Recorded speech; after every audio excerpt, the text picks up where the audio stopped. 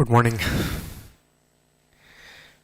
तो चलिए भाई शुरू कर रहे हैं आज नया सब्जेक्ट आपका स्ट्रेटेजिक फाइनेंशियल मैनेजमेंट। प्यार से हम बुलाते हैं एसएफएम। ये सब्जेक्ट आपका चाहे सीए का एग्ज़ाम हो या सीएमए का एग्ज़ाम हो,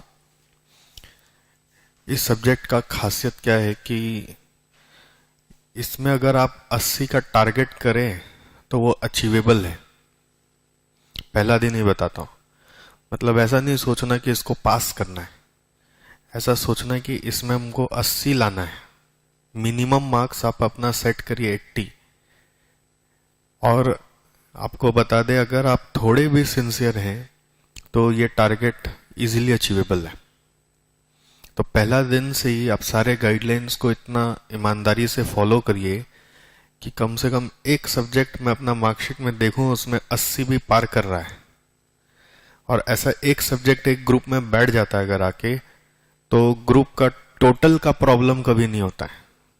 ग्रुप में एक टोटलिंग का जो कभी कभी हिकअप आ जाता है कि आपका 50% आना चाहिए, वो प्रॉब्लम हमेशा के लिए खत्म हो जाता है, फिर उसका हेडेक ही खत्म। ठीक है। दूसरा, इस सब्जेक्ट का एक और एडवांटेज, जैसे एक तो आप 80 मार्क्स जो लाने का बात कर रहे हो वो तो अचीवेबल है, बहुत आराम से अचीवेबल है।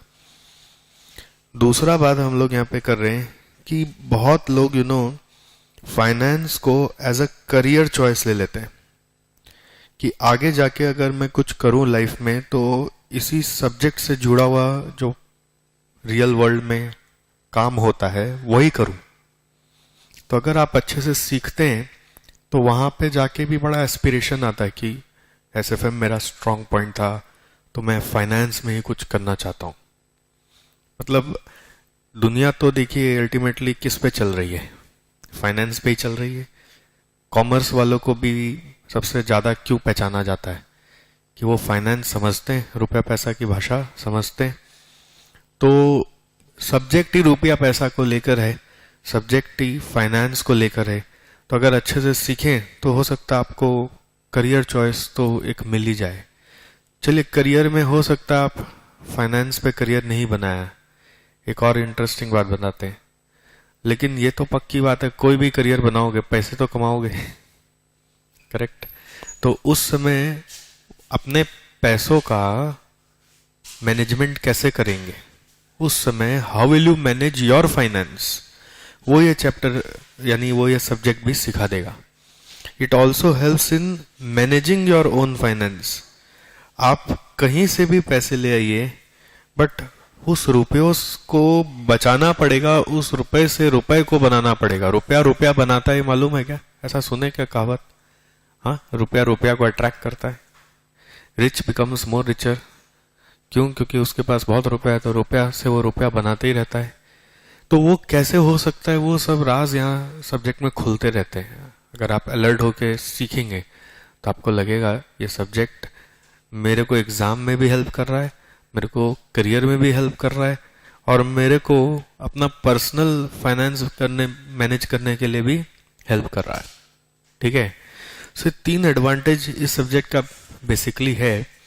With this we are proceeding with our first session. मैं इस सेशन का नाम रखा हूं वार्म अप सेशन। ठीक है। बेसिकली एसएफएम में कुछ बेसिक जानकारी का जरूरत है जो आपको सब्जेक्ट सीखने में हेल्प करता है। वो बेसिक जानकारी, बेसिक नॉलेज मैं आपको यहाँ पे देने वाला हूँ। ओके। इस वार्म अप सेशन के लिए हमें फिलहाल के लिए आपका मैट का जरूरत नहीं है। हम आपको वार्म अप सेशन में सब कुछ बताने वाले कि हम लोग एसएफएम पढ़ते कैसे हैं, पढ़ाते कैसे हैं, और कुछ बेसिक कैलकुलेशंस भी सीखना चाहते हैं जो थ्रू आउट एसएफएम आपको हेल्प करता है। ठीक है। सो वार्म अप में पहले आपको बता दूं, जो हमारा क्लास हो रहा है, ये class CA old syllabus, CA new syllabus और सीएमए फाइनल को मिला के हो रहा है। ओके। सो इस पर्टिकुलर क्लास में आपको जो स्टडी मटेरियल मैं प्रोवाइड करूंगा, स्टडी मैट्स जो प्रोवाइड करूँगा वो वॉल्यूम 1 होगा, 2 होगा, 3 होगा और 4 होगा। किसके लिए क्या वॉल्यूम होगा वो ठीक से समझ लीजिए। वॉल्यूम 1 तीनों के लिए है, ऑल। ओके। वॉल्यूम 2 जब आएगा तो वो भी तीनों के लिए आएगा। वॉल्यूम 3 जब आएगा वो सिर्फ CNU के लिए आएगा।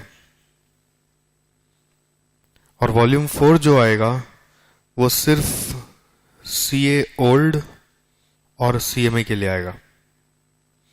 तो आपका जो कोर्स है आप उसके हिसाब से समझ लीजिए आपको क्या क्या वॉल्यूम रेफर करना है। कौन सा कोर्स है आपका, आप उसके हिसाब से समझ लीजिए। CMA वालों किसी को भी आई थिंक चारों वॉल्यूम नहीं मिल रहा है, राइट? हाँ, CNU वालों को कितना वॉल्यूम मिल रहा है? 3 मिल रहा है। CA ओल्ड वाले को 1 to 4 मिल रहा है और CMA वालों को भी 1, 2 और 4 मिल रहा है। ठीक है।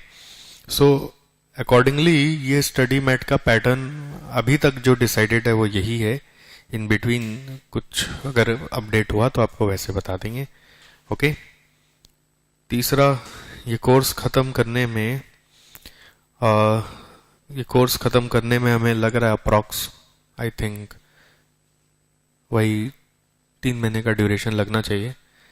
3 महीना में जितना क्लासेस है अप्रॉक्स 75 उतना लग जाना चाहिए। Okay, with obviously some extra class for CA old and CMA new syllabus. थोड़ा और एक्स्ट्रा क्लास रहेगा CA ओल्ड और CMA न्यू सिलेबस का। ओके, तो सब आपको गाइडेंस दे देंगे, उसमें आपको परवाह नहीं करना है। टाइमिंग आपको बैच का मालूम ही है, मंडे टू सैटरडे हम लोग चला रहे हैं सुबह 7 बजे से, और बैकअप चलेगा शाम को 5:30 बजे से। और मेरा खाली एक ही रिक्वेस्ट है कि बैकअप पे डिपेंडेंट मत होइए। ज़्यादा से ज़्यादा आप हो सके तो सुबह अपना लाइव शेड्यूल को ही अप्रोप्रिएटली मेंटेन करिए। जितना 1-to-1 इंटरेक्शन में सीखेंगे उतना अच्छा सीखेंगे। बैकअप में कहीं हल्का सा ध्यान इधर उधर चला गया तो SFM ऐसा है कि हल्का सा ध्यान उधर उधर चला गया, फिर आए तो देखे अरे कुछ भी नहीं आ रहा है। तो ऐसा नहीं हो जाए, इसलिए जितना अटेंशन दे के सीखें उतना फ़ायदा है। बैकअप में जनरली मौका रहता है इधर उधर जाने का। अगर आप बैकअप में भी करें कभी क्लास या हम पेन ड्राइव में भी क्लास करें तो SFM करते वक्त मेक श्योर कि कोई भी डिस्ट्रैक्शन आपको परेशान ना करे, क्योंकि बहुत कैलकुलेशन है, छोटा छोटा और बहुत वैरायटीज होता है सम्स का, बहुत वैरायटीज है एक एक चैप्टर के अंदर। तो कहीं पर भी डिस्ट्रैक्शन यहाँ पे एकदम हाईली प्रोहिबिटेड है। ओके, नेक्स्ट, तीसरी बात आपको बताएं कि SFM सब्जेक्ट का ऑब्जेक्टिव क्या है। ऑब्जेक्टिव क्या है सब्जेक्ट का? ऑब्जेक्टिव, SFM सब्जेक्ट का ऑब्जेक्टिव मतलब अब हम लोग थोड़ा सब्जेक्ट के अंदर घुसना चाह रहे हैं, सब्जेक्ट के अंदर एंट्री ले रहे हैं। SFM सब्जेक्ट का ऑब्जेक्टिव क्या है? सर हम लोग तो इंटर में FM पढ़ा, इधर SFM है, SFM। तो S डालने से क्या आ गया? स्ट्रेटेजिक डालने से क्या आ गया? स्ट्रेटेजिक डालने से दोस्त एक ही बात आ गई कि सोच को लॉन्ग टर्म तक ले जाओ, दूर का सोचो। ओके, हमेशा सोच में जब आप लॉन्ग टर्म पीरियड इन्वॉल्व कर लेते हो तो वो स्ट्रेटेजिक हो जाता है। कोई भी काम छोटे समय के लिए कर रहे हैं तो नॉन स्ट्रेटेजिक है, बट लंबे समय तक का सोच के कर रहे हैं, दूर का रिजल्ट सोच के कर रहे हैं तो वो स्ट्रेटेजिक है। सिंपल। सो SFM में ऑब्वियसली हमारा सोच आज का है ही नहीं, हमारा सोच फ्यूचर को लेके है कि हम फ्यूचर का फाइनेंस मैनेजमेंट कैसे करें। ठीक, देखिए फाइनेंस मैनेजमेंट में मैं इन जनरल बोलता हूं, बेसिकली एक इंसान क्या करता है पता है? ये मेरा प्रोवर्ब है। जैसे आपने देखा कॉस्टिंग में भी बहुत सारा प्रोवर्ब बोलते रहता हूं, SFM में भी एक प्रोवर्ब बोलता हूं। फाइनेंस मैनेजमेंट में एक इंसान या एक कंपनी का फाइनेंस ऑफिसर करता क्या है? सूखे में नाव चलाता है। नहीं समझे? हेवी हो गया। सूखे में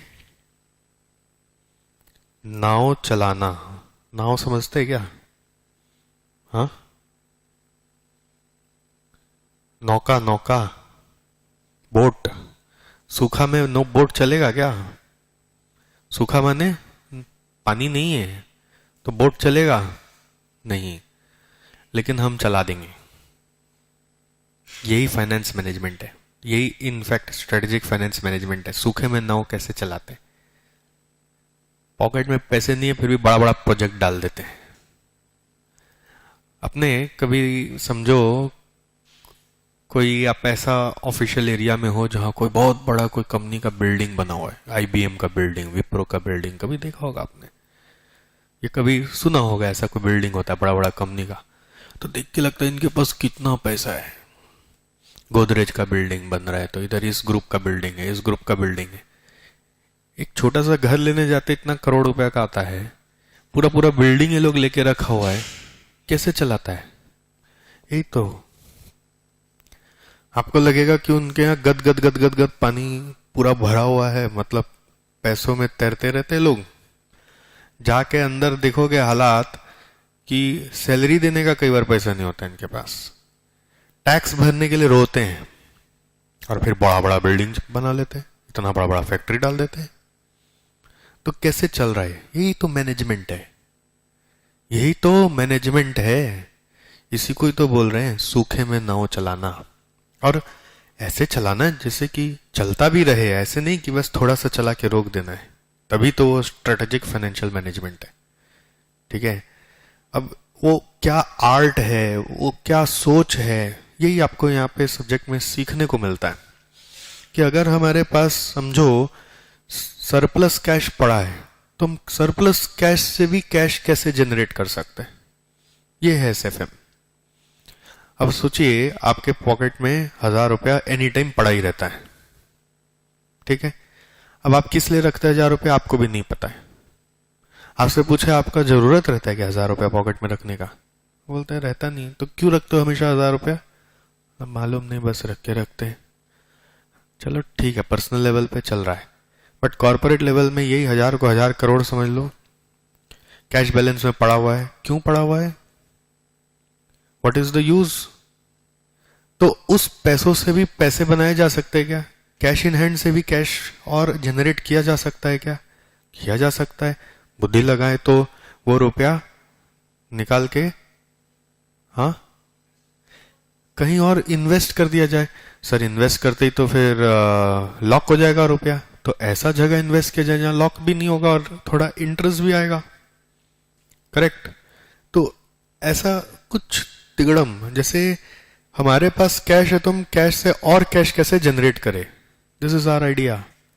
ओके, सोचो हमारे पास बुक्स में रिसीवेबल्स है। क्यों है रिसीवेबल्स? क्योंकि उधार में बेचा हुआ है, पैसे आने वाले हैं।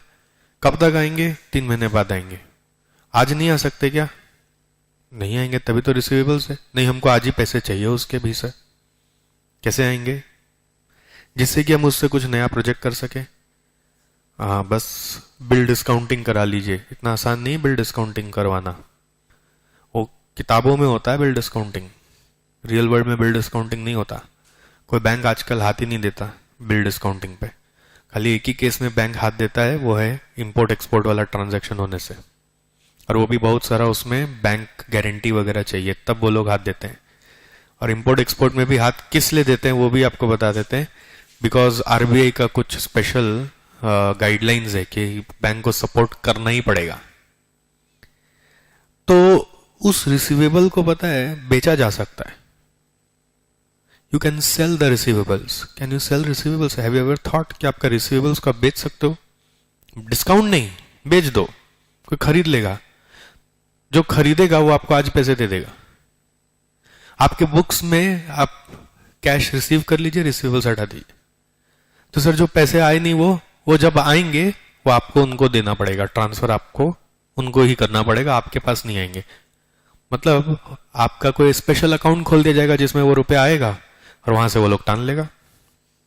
आपके लिए वो रिसीवेबल आपने बेच दिया। इंटरेस्टिंग, रिसीवेबल को आप बेच सकते हो। इसी को तो बोल रहे ना जुगाड़ करना, कैसे कैसे पैसे जुगाड़ हो रहे हैं। इसका प्रोसेस का नाम है, आपके सिलेबस में आता है सिक्योरिटाइजेशन। क्या नाम है? सिक्योरिटाइजेशन। रिसीवेबल को बेच देते हैं हम लोग।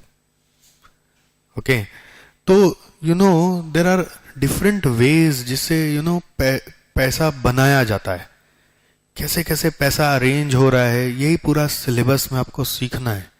और उस पैसों को भी फिर अरेंज करके कैसे यूज करना है जिससे कि वो रुपया खोए नहीं, वो रुपया खोए नहीं।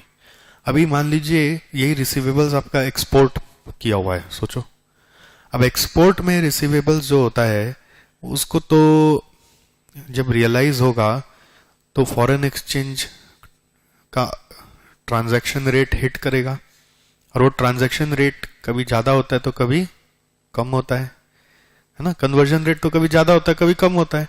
तो आज हम रिसीवेबल दिखा रखा 500 करोड़ रुपया, कल को जब पैसे आने लगेंगे पता चलेगा 450 करोड़ आएगा, तो 50 करोड़ का घाटा हो गया। फॉरेन एक्सचेंज फ्लक्चुएट कर गया, 50 करोड़ का घाटा हो गया। अब वो 50 करोड़ का घाटा कैसे हो गया पता है? जस्ट जरा सा अंडर प्रिपरेशन के कारण। बिजनेस में हो सकता है एक्सपोर्ट में ऐसे उतना प्रॉफिट नहीं कमाते कभी।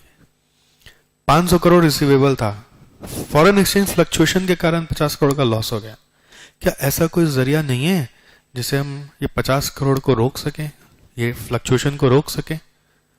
वो मतलब एक्चुअल इंसिडेंट होगा बाद में, मतलब 50 करोड़ का घाटा लगेगा बाद में, बट क्या ऐसा कोई जरिया है जिससे कि हम आज ही वो खोता हुआ रुपया को प्रोटेक्ट कर सकते हैं? है, वही तो ये सब्जेक्ट है। ये सब्जेक्ट आपको बेसिकली सिखाता है कि आप आज का नहीं सोचो, आप सोचो भविष्य में आपका रुपया कैसे जनरेट करेगा, और जो आपके पास आने वाला है वो कम नहीं हो जाए। आपको एक इंस्टेंस बताते हैं। मेरे एक भैया है, कजिन भैया, वो चार्टर्ड अकाउंटेंट है, मेरे से 10 साल और सीनियर है। मतलब मैं 10 साल हो गया सीए पास किए, वो 20 साल हो गए उनको सीए पास किए। कैलकाटा में एक बहुत पॉपुलर कंपनी है जो घी बनाता है, वनस्पति घी, उसमें जॉब करते हैं बहुत सालों से। तो एक दिन ऐसे हम लोग बात कर रहे थे कि फाइनेंस डिपार्टमेंट में काम करते हैं, तो एक दिन उनसे बात कर रहे थे कि ये कंपनी कैसा चल रहा है, इसका पोजीशन कैसा है। मतलब डूबा हुआ कंपनी, तो आप क्यों काम कर रहे हैं, पैसा बहुत है कंपनी के पास। मतलब प्रॉपर्टी पुराना कंपनी है, इतना प्रॉपर्टी, इतना इनकम आता है, अदर इनकम, मतलब जो मेन बिजनेस है घी वाला उसका, उससे बिजनेस बंद हो रहा है। तो आप लोगों को रख कैसे रखा है? अरे प्रॉपर्टी से इतना इनकम कि उस इनकम से, प्रॉपर्टी का जो इनकम है, उस इनकम से हम लोग जो इनकम जनरेट करता है उससे उसका पूरा घी का बिजनेस चलता है, और हम लोगों का पूरा सैलरी चलता है। समझिए, प्रॉपर्टी से जो इनकम आता है उस इनकम से हमारा काम है कुछ और इनकम जनरेट करना। सर कैसे करते हैं आप? वो इन्वेस्टमेंट वगैरह करके हम लोग आगे पीछे आड़ा टेढ़ा करके जनरेट करते हैं, और उस इनकम से बोलते हैं पूरा बिजनेस चल जाता है, और हम लोगों का भी सैलरी मस्ती में चलता है। मतलब ओरिजिनल इनकम को भी टच तो नहीं किया, उससे जनरेट किया हुआ इनकम। इमेजिन, तब चल रहा है एसएफएम वहां पर कि बिजनेस अगर हल्का भी पड़ जाए तो भी पैसों का कमी ना हो जाए। करेक्ट। मेन एसएफएम का ऑब्जेक्टिव हम लोग बोलते हैं, देखो ये तो मेरे कहने का बात है, ये एग्जाम में तो नहीं लिख सकते आप, मेरे कहने का बात कुछ आप अपने लिए समझें। मेन एसएफएम का ऑब्जेक्टिव में 2 पार्ट आता है। एक पार्ट आता है प्रॉफिट मैक्सिमाइजेशन, दूसरा पार्ट आता है वेल्थ मैक्सिमाइजेशन। ये तो आप एफएम में भी सुने ही है, प्रॉफिट मैक्सिमाइजेशन और wealth maximization. So point is how this two are different. Profit maximization is short term, today you can earn profit, this year you can earn profit. But when we are talking about wealth maximization, it is completely long term. It cannot happen in a day, it cannot happen in a year, it happens over the years. जैसे आप इस साल business ऐसा करें जिससे आपको कोई घाटा ना हो, ये हुआ प्रॉफिट मैक्सिमाइजेशन। ऐसा बिजनेस सेटअप करे कि जिससे आने वाला 10 साल तक घाटा ना हो, ये है वेल्थ मैक्सिमाइजेशन। ऐसा बिजनेस सेट करे जिसमें आने वाला 10 साल तक घाटा ना हो, तो हो सकता है पहला 2 साल घाटा हो रहा है, प्रॉफिट मैक्सिमाइज नहीं होता है कभी, बट पता चलता है कि ऐसा करने से भविष्य का 10 साल सुधर जाएगा, तो वेल्थ मैक्सिमाइजेशन हो रहा है। समझ में आ रहा है? एसएफएम का ऑब्जेक्टिव क्या लग रहा है, प्रॉफिट मैक्सिमाइजेशन है कि वेल्थ मैक्सिमाइजेशन है? Wealth is the sole objective. ये सोल ऑब्जेक्टिव है, या आप बोल सकते हैं ये प्राइमरी ऑब्जेक्टिव है। प्राइमरी हम लोगों का सोच ऐसा ही रहेगा कि हम लॉन्ग टर्म के लिए सोचे, ना कि एक्सट्रीम शॉर्ट टर्म के लिए। प्राइमरीली हम लोग सिर्फ और सिर्फ लॉन्ग टर्म के लिए सोचें, ना कि शॉर्ट टर्म के लिए। ओके, वेल्थ मैक्सिमाइज करने के लिए 2 उपाय हैं। एक फाइनेंशियल्स, और वेल्थ ध्यान रखना सिर्फ रुपया पैसा से मैक्सिमाइज नहीं होता। There are many non financial steps that you need to take to maximize your wealth. Financially wealth कैसे मैक्सिमाइज होता है, जो मैं आपको अभी बोला था कि ऐसा कुछ तरीका सोचो जिससे भविष्य का नुकसान बंद हो जाए, भविष्य में प्रॉफिट आए। और प्रॉफिट थोड़ा देखिए अकाउंटिंग टर्मिनोलॉजी है। फाइनेंस प्रॉफिट मतलब ज्यादा प्रेफर करता है कैश फ्लो, क्योंकि प्रॉफिट में तो देखो इतना नॉन कैश आइटम आप चार्ज कर सकते हो, उसको तो कम कर सकते हो, बट कैश फ्लो एक्चुअली समझाता है कि आपके पास इनफ्लो आ रहा है कि नहीं आ रहा है। तो फाइनेंशियल्स से जब हम वेल्थ को सोच रहे हैं तो we think of future cash flows. Future cash flows. Financial से जब हम वेल्थ के बारे में सोचते हैं तो हमारा सोच है सिर्फ फ्यूचर कैश फ्लो के बारे में सोचना, कि फ्यूचर में कैश आएगा क्या। करेक्ट? जैसे आप ये इतना मेहनत से जो पढ़ाई करे दिन रात लग के, किस लिए कर रहे हैं? प्रॉफिट मैक्सिमाइजेशन के लिए कि वेल्थ मैक्सिमाइजेशन के लिए? वेल्थ के लिए तो कर रहे हैं। तो आज आपका प्रॉफिट थोड़ी आ रहा है कहीं से भी, आपके पास आ रहा है कि आज कोई प्रॉफिट नहीं आ रहा है, बट सारा तैयारी तो भविष्य के लिए चल रहा है। करेक्ट? और ऑब्वियसली आपका वेल्थ मैक्सिमाइज होगा कि नहीं होगा, वो एक फाइनेंशियल पैरामीटर अगर हमें पता लगाना है तो हम क्या देखेंगे? आपका कैश फ्लोज। फ्यूचर में आप कैश फ्लो ला पा रहे हैं तो आपका वेल्थ मैक्सिमाइज हो रहा है। करेक्ट? नॉन फाइनेंशियली भी आपको बहुत मेहनत करना पड़ता है to ensure sustainability of these future cash flows. Non financials क्या करता है? इंश्योर करता है sustainability, ensures sustainability of this future cash flows. और सस्टेनेबिलिटी कैसे होगा? पहला, जैसे आप जो जो एसेट खड़ा करें सबको सेफगार्ड करिए, प्रोटेक्ट करिए। Safeguard your assets, safeguard your assets. अब एसेट्स में फिक्स एसेट भी है और करेंट एसेट भी है। जैसे आप मान लीजिए स्टॉक रखते हैं फॉर इंस्टेंस, सोचो अब स्टॉक का जो आपका रखने का जगह है वो बड़ा ही अनकेम्प्ट है, एकदम डर्टी है, वहां पे जल्दी स्टॉक जो रखते हो वो खराब हो जाता है। तो हालांकि अभी जो आप रखते हो उसमें कोई खराब नहीं हुआ आज तक, बिकॉज आपका गुड्स फटाफट बिकता है, तो आप गंदा जगह ही रखना प्रेफर करते हो। बट अगर कभी ऐसा सिनेरियो आया कि गुड्स बिकने में देर हो गया तो जगह गुड्स को खराब कर देगा।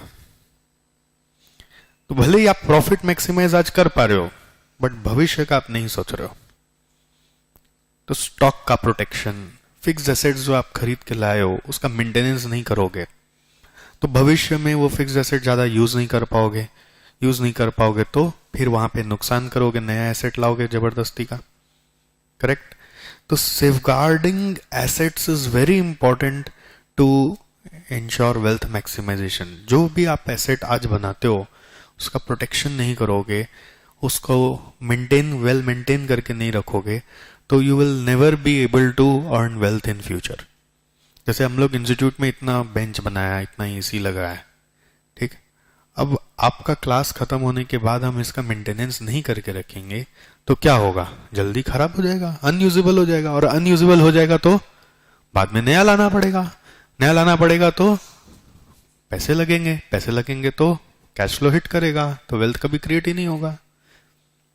वेल्थ मतलब अपने क्या बोलते हैं, ऐसे आप इन जनरल सोचो, हाँ सूरज बहुत वेल्दी पर्सन है, मतलब क्या हुआ, वेल्दी है, वेल्थ है इसके पास, मतलब प्रॉपर्टीज है, बेसिकली ऐसा बोलना चाहिए ना, बचत किया है बहुत, है ना, पैसा बचाया तो ही तो वेल्थ बनेगा। तो अभी सोचे ना, एक बिजनेस चलाने के लिए पैसे कैसे बचेंगे, खाली बस एक ऐसा बिजनेस चालू कर दो जिसमें परचेज और सेल में मार्जिन है, तो वो बिजनेस में पैसे बचने शुरू हो जाएंगे क्या। पैसे कमाना एक अलग पढ़ाई है, पैसे बचाना, वेल्थ बनाना एक अलग पढ़ाई है। पैसा कमाना तो बहुत लोग जानता है, बिना पढ़ा लिखा लोग भी पैसा तो कमा ही रहा है, बट कितना लोग वो पैसा को बचा के भविष्य को साकार बना रहा है, वो नहीं कर पाता है। अगर आज मैं पढ़ाना जानता हूं तो मैं पैसे कमा रहा हूं, स्टूडेंट्स आ रहे हैं, किताब छपा रहा हूं, जगह ले रखा हूं, बट ये पैसों को अगर बचा नहीं पाया, इंश्योर नहीं कर पाया कि भविष्य में भी पैसे बचते रहें, इधर उधर बेकार के रुपए खर्च होते ही रहेंगे, तो वेल्थ कभी नहीं खड़ा होगा। वेल्थ खड़ा करने के लिए रुपयों का बचाना जरूरी है। हर एसेट का जो ऑप्टिमम यूज है वो ऑप्टिमम यूज करना जरूरी है। इसलिए हम लोग लिखते हैं वेल्थ बनाने के लिए आपको अपने एसेट्स का सेफगार्ड करना बहुत जरूरी है, उसका वैल्यू गिरना नहीं चाहिए, उसका यूटिलिटी समय से पहले खत्म नहीं होना चाहिए। जैसे मैं आपको एकदम एग्जांपल दिया ना, रिसीवेबल्स है, वो भी एक एसेट है आपका, उस रिसीवेबल में एक्सपोर्ट हुआ है, एक्सपोर्ट में फ्लक्चुएशन होगा तो 500 करोड़ का 450 करोड़ कभी भी हो जाए तो बड़ा बात नहीं है। अब एक होता है कोई बोलेगा कि 500 का 450 करोड़ हो गया, आपने क्या कर सकते, कभी 500 का 550 भी हो सकता है, उस समय का इंतजार करो। एसएफएम ये चीज नहीं बोलता है। एसएफएम बोलता है अगर 500 का 450 हो सकता है तो वो सेफगार्ड आज ही करके रखिए, आज ही किसी तरह से 5 करोड़ खर्चा करके 50 करोड़ का नुकसान बचा के रखिए। इसको हम लोग बोलते हैं, पता है, हेजिंग। एक टर्म आता है हेजिंग। हेजिंग वर्ड सुने आप, हेज करना, हेज माने भविष्य के नुकसान को बचाना, ओके, भविष्य के रिस्क यानी रिस्क ऑफ लॉस को कम करना, ओके। जैसे आप ट्यूशन लेके अपने आप को हेज तो किए हो,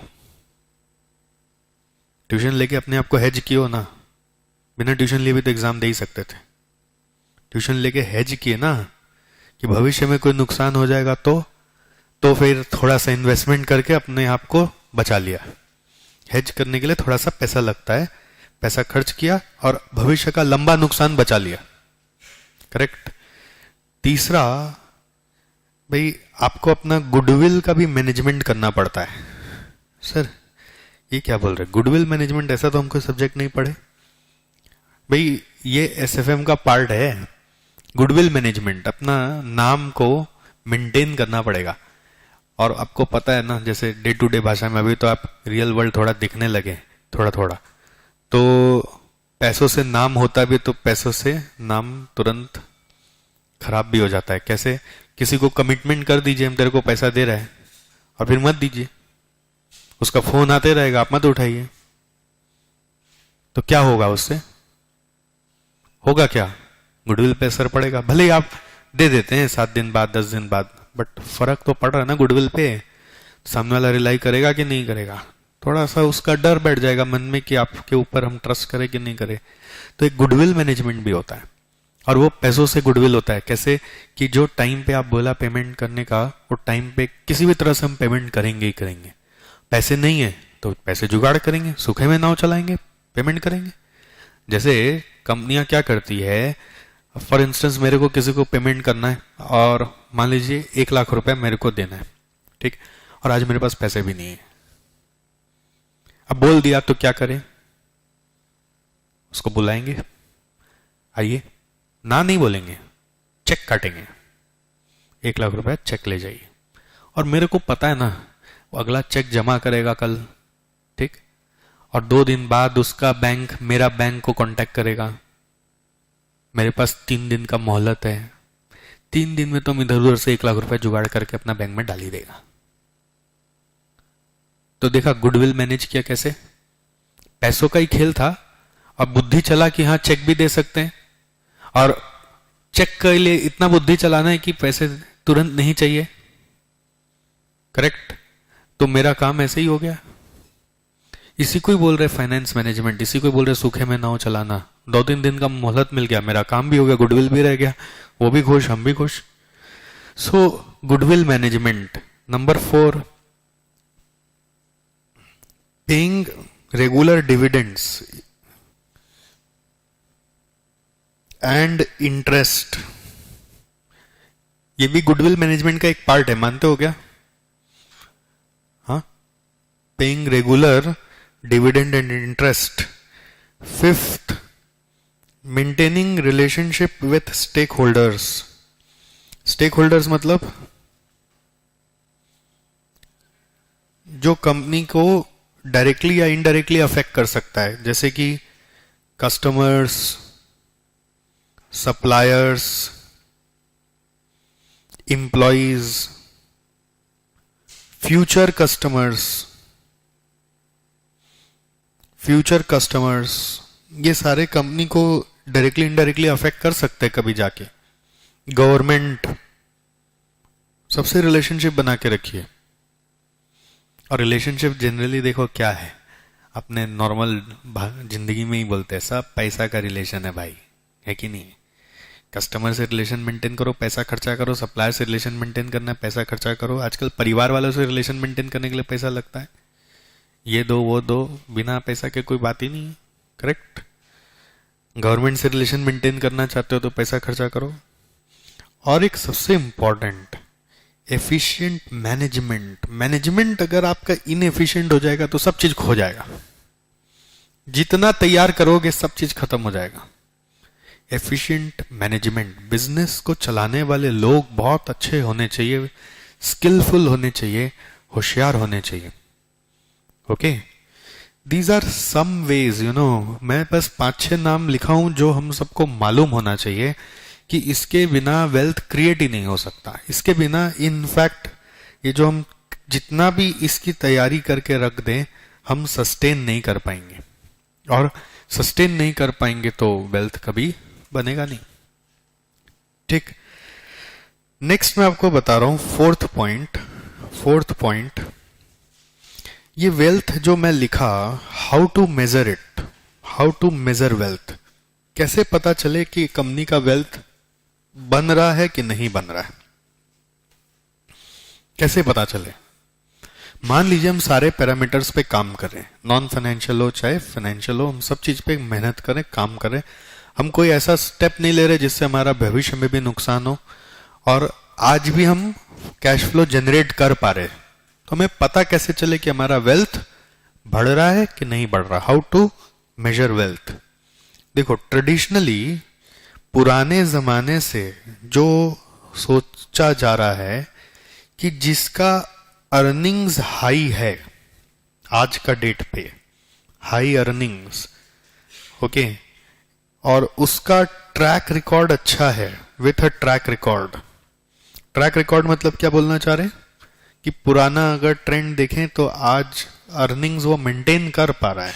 high earnings indicate high wealth, ये पुराना जमाना का ख्यालात है, ठीक है।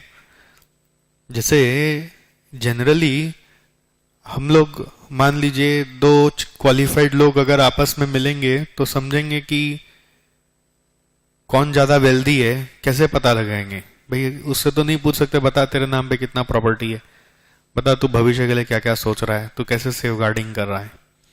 तो एक इंस्टेंट पैरामीटर जिससे पता चले कि ये वेल्दी है कि नहीं, हम सीधा ही पूछेंगे भैया तेरा पैकेज क्या है, करेक्ट। तो उससे हम समझ जाते हैं कि ये आज नहीं तो भविष्य में तो वेल्थ बना सकता है, ठीक है। तो वेल्थ का एक सोल इंडिकेटर माना गया है सोल इंडिकेटर अर्निंग्स। जैसे आप भी सम्स वगैरह करोगे, कभी क्वेश्चन पूछ लेगा आपसे कि बताओ ये कंपनी का वेल्थ क्रिएट हो रहा है कि नहीं, तो पहला नजर आपका अर्निंग्स पे ही जाना चाहिए, ठीक है। लेकिन भाई अभी नया जो सोच चल रहा है वो अल्टरनेटिवली अगर हम बोलें तो वेल्थ मेजर करने के लिए हम लोग यूज करते हैं market value of company. Wealth is measured from market value of company.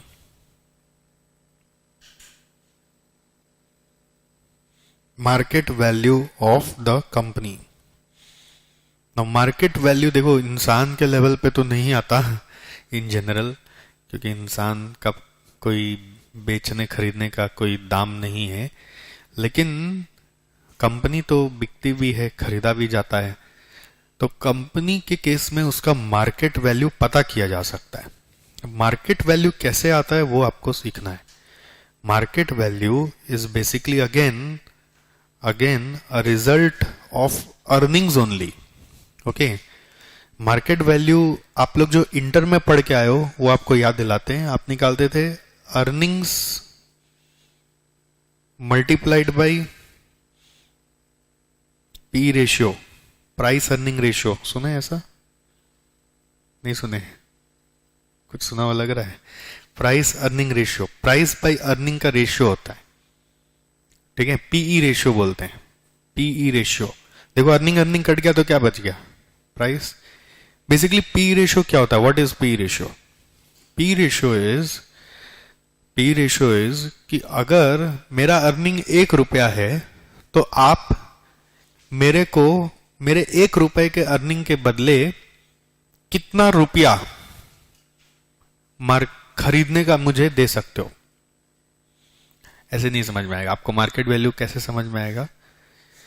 एक एग्जाम्पल इंटर की क्लास में भी देता हूं, बड़ा मजेदार है।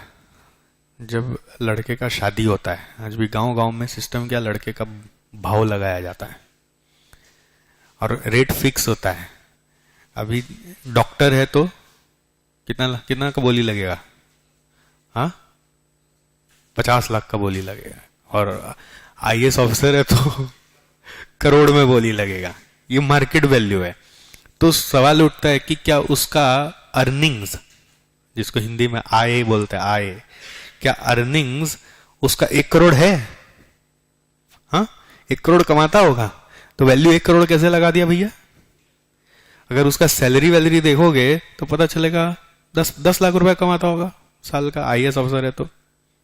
अरे प्रधानमंत्री का सैलरी महीने का 1.5-2 लाख रुपया होगा, ठीक है। तो इनका सैलरी 10 लाख रुपया मान लेते हैं, तो 1 करोड़ का वैल्यूएशन कैसे लगा दिया? तो उनका पी रेशियो देखो, पी रेशियो इज अर्निंग से 10 लाख, वैल्यूएशन है 1 crore 100 lakh, P ratio is 10 times. मतलब 1 रुपया का अर्निंग के बदले दुनिया 10 गुना उसका कीमत अदा करने रेडी है। करेक्ट। सो पी रेशियो किसको बोलते हैं आपको अभी समझ में आ रहा है? 1 रुपया का अर्निंग के बदले दुनिया वाले उसको क्या कीमत अदा करने रेडी है। तो पॉइंट इज 1 के बदले 10 कोई क्यों दे रहा है? क्योंकि उनको ऐसा लग रहा है कि वो अर्निंग्स वो काफी साल तक सस्टेन कर पाएगा या बढ़ा पाएगा। ओके, वो काफी साल तक कंटिन्यू कर पाएगा, इसलिए उसको इतना रुपया देने रेडी है। इंडिया में स्टैंडर्ड पी रेशियो किसी कंपनी के शेयर का 26 गुना चलता है, 26 टाइम्स, एवरेज बता रहा हूं। 1 रुपया अगर अर्निंग करता है कंपनी, तो हम उसके शेयर का 26 रुपया तक प्राइस देने रेडी हैं ऑन एन एवरेज। किसी में हम 26 नहीं देंगे, किसी में हम कम भी देंगे, किसी कंपनी में हम ज्यादा भी दे सकते हैं। किसी कंपनी में ऐसी कंपनी है जिसपे भरोसा ज्यादा है, जो बहुत अच्छा काम कर रही है, मैनेजमेंट बहुत अच्छा चल रहा है उसका, तो हम उसमें 40 रुपया भी दे सकते हैं, ऐसा बात नहीं है। किसी में हम 1 के बदले 4 रुपया ही देंगे, पी रेशियो 4 भी हो सकता है, बट ऑन एन एवरेज अगर हम बोले इंडियन कॉन्टेक्स्ट में तो वो 26 गुना है। सर ये एवरेज आपको कैसे पता चलता है? देखो, इंडिया का एवरेज देखना है सबसे सिंपल तरीका है, जो इंडियन स्टॉक मार्केट का इंडेक्स है, जैसे कि नाम सुना आपने निफ्टी या सेंसेक्स, उसका डिटेल्स हम लोग पढ़ेंगे। निफ्टी सेंसेक्स पढ़ने से हमें पता चल जाता है कि इंडिया का अभी सिचुएशन क्या चल रहा है। तो निफ्टी का पी रेशियो अभी 25-26 टाइम एवरेज चलता है अभी। तो 25-26 गुना अगर है तो इंडिया में 1 रुपए का शेयर अर्निंग्स पर शेयर जिसको ईपीएस बोलते हैं, तो लोग 26 रुपए तक एमपीएस देने उसका रेडी है। क्यों 26 1 के बदले? क्योंकि वो कंपनी ऐसा लगता है कि इतना साल तक वो 1 रुपया कमाएगा या उसको बढ़ा सकता है कि उसको हम आज 26 रुपए के बराबर समझ रहे हैं, right. So earnings into P ratio का मतलब आपको मैंने समझाया। What is P ratio? P ratio is equal to price that an investor would be willing to pay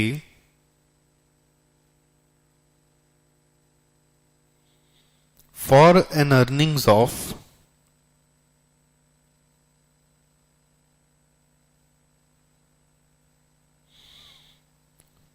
for an earnings नहीं लिख के पर रूपी 1 अर्निंग्स लिख दो। पर रूपी 1 अर्निंग्स, पर रूपी ऑफ 1 अर्निंग्स, हर 1 रुपए का अर्निंग के लिए कितना प्राइस एक इन्वेस्टर देने रेडी है। Price that an investor would be willing to pay per rupee 1 earnings. In short market value को हम लोग दोस्त ऐसे भी बुलाते हैं, ऑल्टरनेटिवली मार्केट वैल्यू को हम ऐसे भी पढ़ते हैं कि it is nothing but present value of future cash flows. याद रखिएगा, ये बहुत काम का रूल है। मार्केट वैल्यू पता करने का दोनों तरीका ही काम का है, बट ज्यादा काम नीचे वाला आता है आपके सिलेबस में। Market value is equal to present value of future cash flows. Future में आप जो जनरेट कर सकते हैं उसका आज का प्रेजेंट वैल्यू यही है। इसीलिए वो आईएएस का 10 लाख का आमदनी के लिए 1 करोड़ रुपए का बोली लग जाता है। क्यों लग जाता है? क्योंकि वो भविष्य में जो कैश फ्लोज ला सकता है उन सब का प्रेजेंट वैल्यू 1 करोड़ रुपए खड़ा होता है। ठीक, ओके। नेक्स्ट 5th आ रहा है। 5th,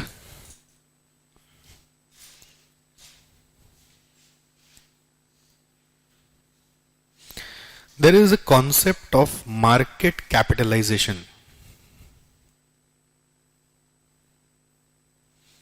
मार्केट कैपिटलाइजेशन, ये किसी भी कंपनी का जब अपने एनालिसिस कर रहे होते हैं कि वो कंपनी कैसा काम कर रहा है, तो उसके लिए एक वर्किंग होता है मार्केट कैपिटलाइजेशन।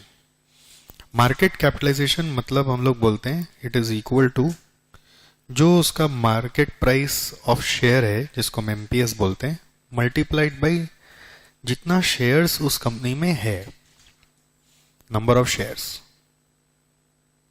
इसका मतलब है मार्केट कैपिटलाइजेशन। समझ में? Number of shares multiplied by market price of shares. अब इसको सोचने का 2 तरीका है। एक है free float market capitalization, free float market capitalization, और दूसरा है diluted market capitalization.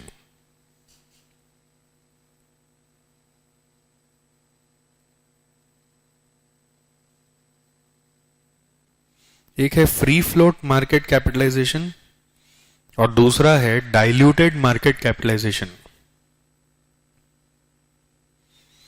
Free float और डाइल्यूटेड बहुत इंपॉर्टेंट है, आपके सम्स में कहीं पर भी किसी भी चैप्टर में मिलेगा आपको ये। ठीक है, फ्री फ्लोट मार्केट कैपिटलाइजेशन का मतलब होता है जो आपका एमपीएस है इनटू आप करोगे number of shares available for trade in public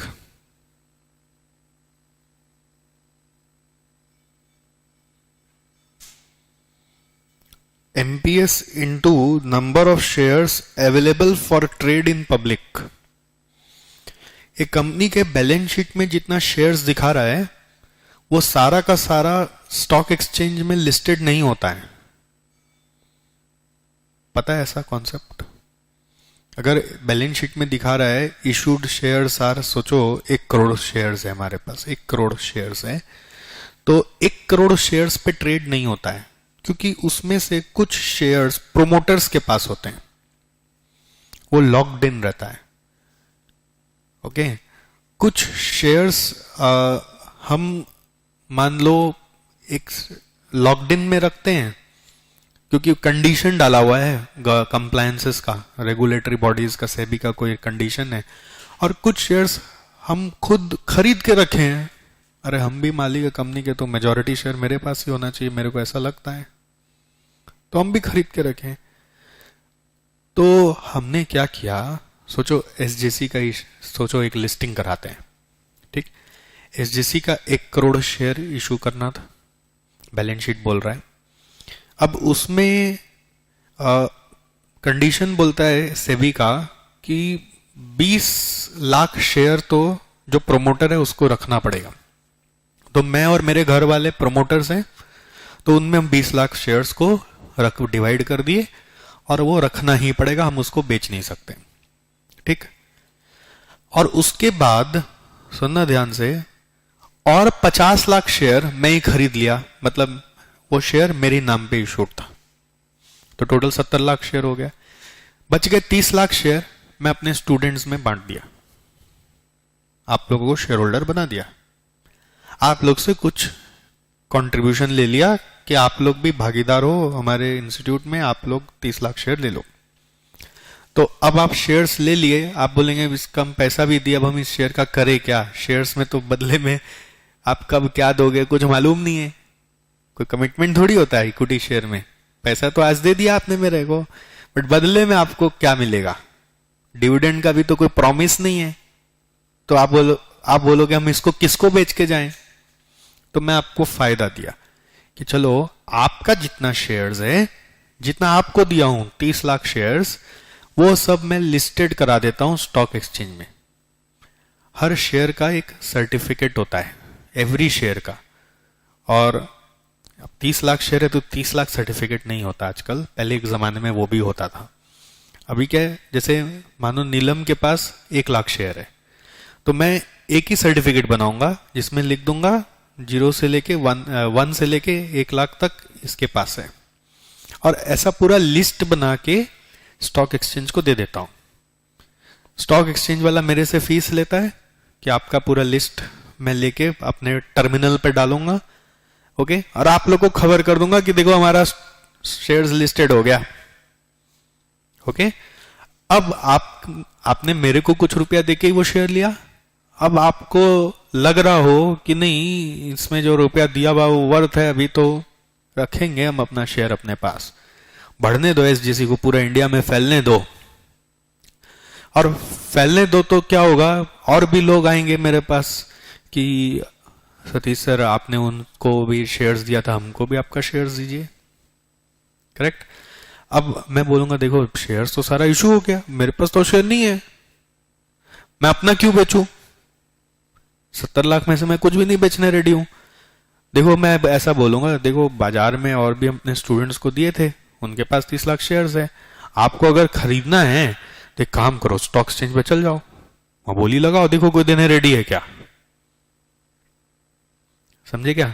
तो स्टॉक एक्सचेंज पे जाके कुछ दूसरे लोग हमारा शेयर्स खरीदने रेडी होंगे, तो आप उनको बेच सकते हो। किसी को लगे कि मेरे को 1 लाख शेयर है इनके पास, इनको लगता है मेरे को कोई इमरजेंसी है, 10,000 ही बेच देते हैं, कुछ पैसे आ जाएंगे, बाद में 90,000 बाकी का बेचेंगे। तो ये जो शेयर्स हैं उस पे ट्रेड हो सकता है, कितना पे? 30 लाख पे। उस 30 लाख का जो मार्केट वैल्यू है उसी को हम बोलते हैं फ्री फ्लोट मार्केट कैपिटलाइजेशन। समझ में आ रहा है? Free float market capitalization, it is not the entire shares of the balance sheet, it's the number of shares that are available for trade in public. और सब पे ट्रेड हो रहा है कि नहीं वो हमको मतलब नहीं है, 30 का 30 लाख पे ट्रेड हो रहा है कि नहीं वो हमको मतलब नहीं है, लेकिन जो अवेलेबल है उसका मार्केट वैल्यू। Got it. वहीं एट दिस टाइम डाइल्यूटेड में क्या होता होगा, सोचो डाइल्यूटेड में क्या होता होगा, एमपीएस इंटू यहां पे पब्लिकली ट्रेडेड शेयर्स तो हो गई, प्लस क्या आएगा, रेस्ट्रिक्टेड होल्डिंग, जैसे कि प्रोमोटर्स होल्डिंग।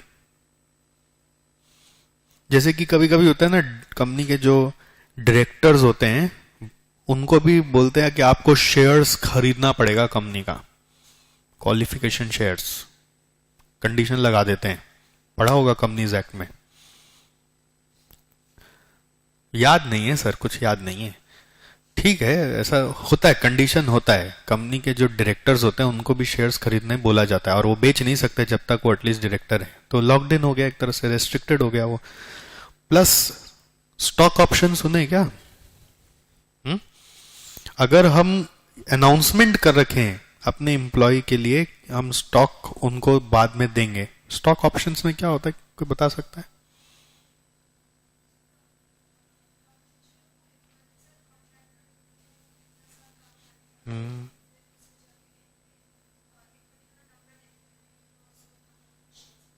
अच्छा, गुड, कम प्राइस पे, वेरी नाइस।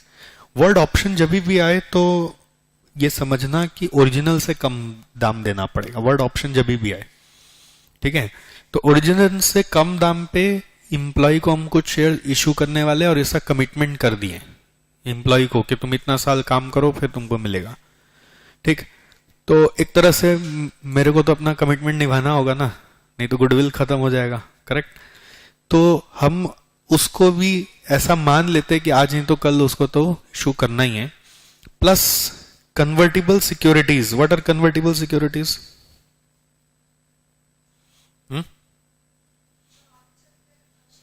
जो आगे जाके शेयर्स में कन्वर्ट हो जाएंगे, वेरी गुड। जैसे कोई एग्जांपल दीजिए।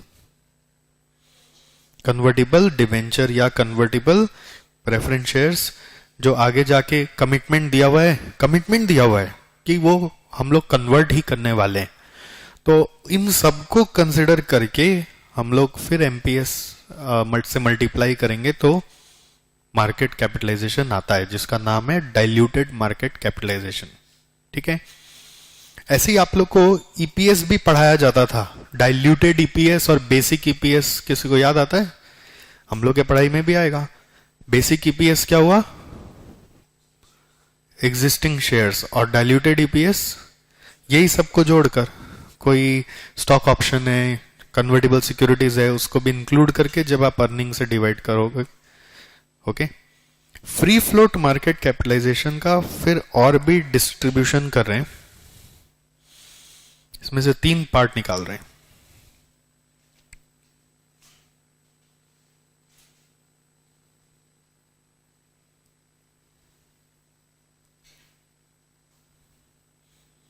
एक पार्ट है लार्ज कैप, सुना होगा ये सब न्यूज वगैरह में, हाँ।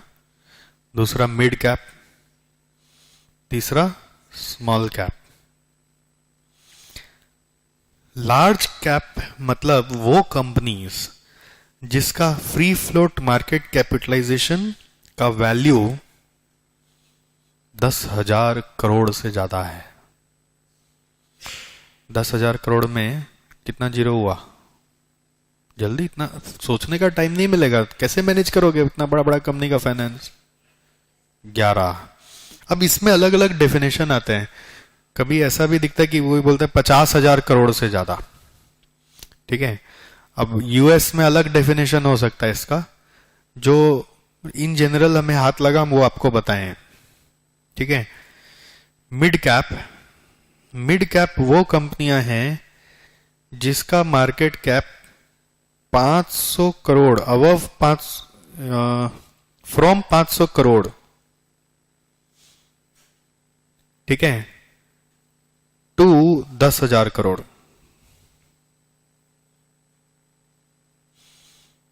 From 500 crore to 10,000 crore. और स्मॉल कैप हो गया लेस देन 500 करोड़। ठीक है। लार्ज कैप को हम लोग ब्लू चिप्स भी बुलाते, blue chips, blue chip companies. कभी ऐसा सुनने में आए तो blue chip companies are large caps. Okay, they are market leaders. जैसे एग्जांपल दीजिए। हाँ, रिलायंस दुनिया का, इंडिया में सबसे ज्यादा नाम इसी कंपनी का लिया जाता है। रिलायंस, आईटीसी, टाटा स्टील, ये सब आपका मार्केट लीडर्स है। They have strong track record of performance.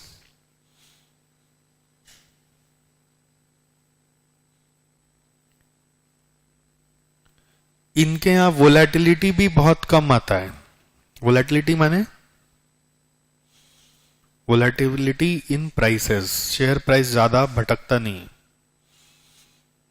और इनके शेयर्स में अगर आप एज एन इन्वेस्टर सोचते हो तो स्टेबल रिटर्न आता है, बहुत ज्यादा हाई रिटर्न नहीं आता, स्टेबल रिटर्न आता है। एफडी करते हैं ना, एफडी, तो एफडी से थोड़ा सा ज्यादा, बहुत ज्यादा नहीं, थोड़ा सा ज्यादा। कभी कभी एफडी जितना ही आता हो या थोड़ा उससे नॉमिनल कम भी आता हो।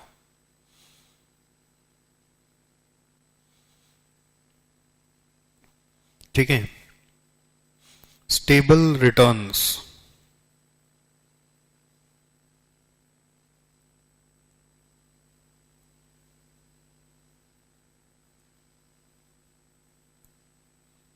लिख लिया। वहीं मिड कैप में क्या होता है?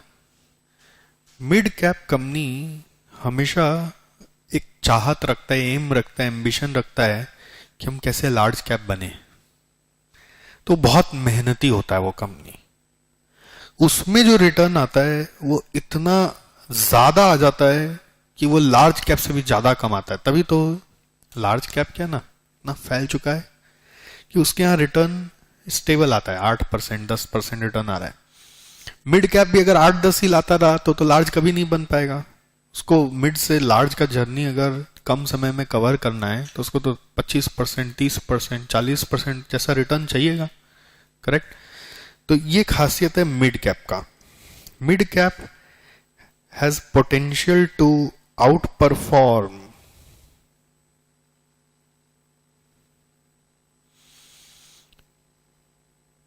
इसका सारा प्लानिंग यही रहता है कैसे हम बड़े बने, फोकस टू ग्रो। तो ऑब्वियसली ये रिस्क थोड़ा सा ज्यादा लेता है, मॉडरेट वोलेटिलिटी। लार्ज कैप वाले नया कुछ खोलते हैं ना, वो सक्सेसफुल करा ही लेते हैं, इतना पैसा इन्फ्यूज कर देते हैं उस पे, वो सक्सेसफुल होता ही है। वो पैकअप नहीं होता वो बिजनेस, इतना कैपिटल डाल देते हैं कि उसमें रिटर्न आना शुरू हो ही जाएगा। ओके, बट उनको रिटर्न ऑन इन्वेस्टमेंट कम होने से चलेगा, यहां पे रिटर्न ऑन इन्वेस्टमेंट कम होने से नहीं चलता है। तो थोड़ा सा रिस्क लेते हैं और कुछ एक्स्ट्रा इनोवेशन वगैरह करने का कोशिश करते हैं। ये लोग इनोवेटिव सॉल्यूशंस खोजते हैं जिससे कि लोग इनके प्रति इंक्लाइंड ज्यादा हो, इनोवेटिव होते हैं।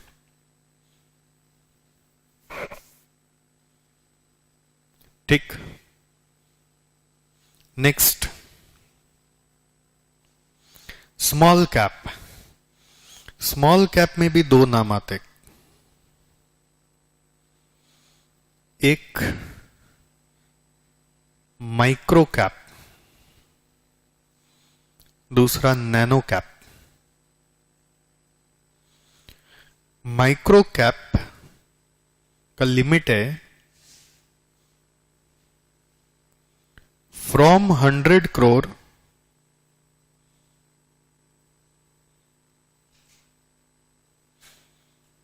To less than 500 crore.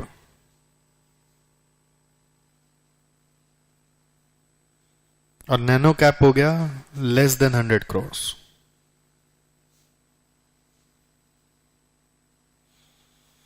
हर तरह की कंपनी है मार्केट में, नैनो भी है तो माइक्रो भी है तो मिड भी है तो लार्ज है।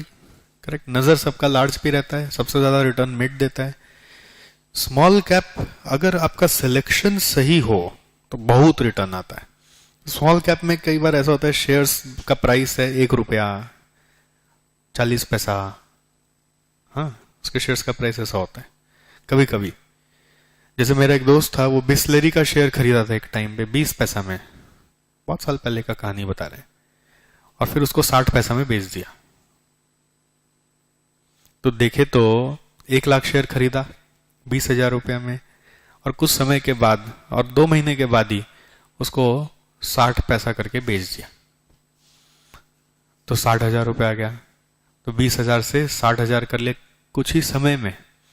स्मॉल कैप में सिलेक्शन सही हो, सिलेक्शन सही हो तो बहुत पैसा है।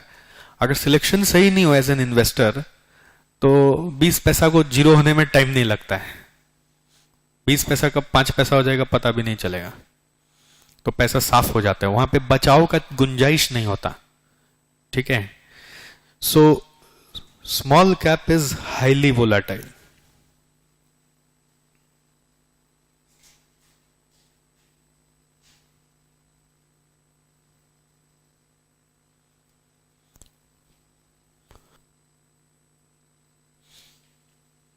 ओके, सो ये बेसिक एक आइडिया था what are large cap, mid cap, small cap.